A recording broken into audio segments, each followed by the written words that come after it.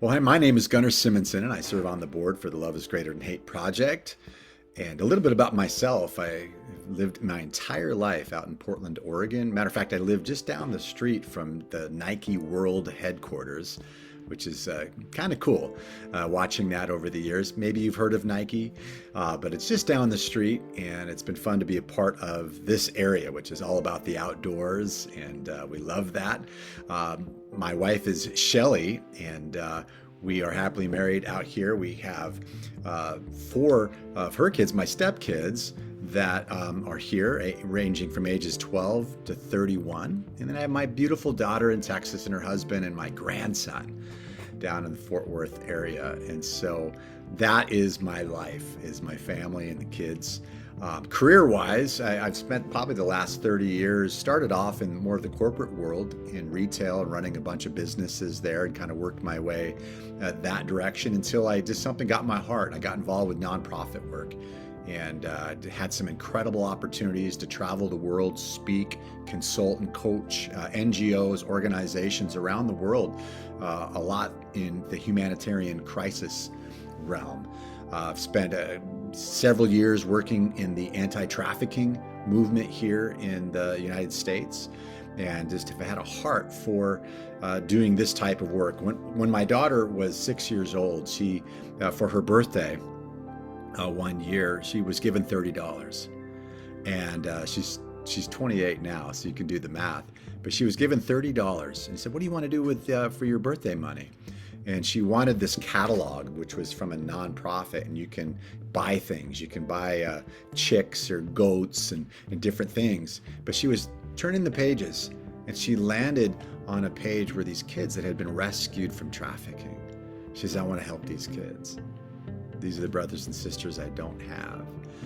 And right then and there, it just struck me. I'm not sure where she got that or where it came from, but I remember telling a friend of mine that, and he looked at me straight in the eyes and says, "Don't let her down." And so I think that's always been a part of doing the work that I'm doing now, which is to hopefully make a difference and come alongside others, be a part of the solution. And so I always go back to that story as kind of my anchor story of just how it really got me on this track of doing nonprofit work and coming alongside others that are really the true heroes.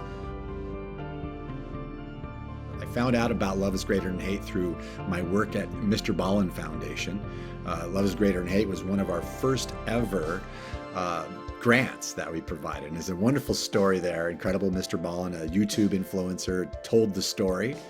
And so I got to know Buck. I got to know the story of Jesse, and just the remarkable, just the forgiveness, the power of forgiveness, and that love is greater than hate. So that made me intrigued. I got to go to a board retreat several years ago, and just really fell in love, and just was so convicted with the mission of ending interpersonal violence, promoting forgiveness and presencing love.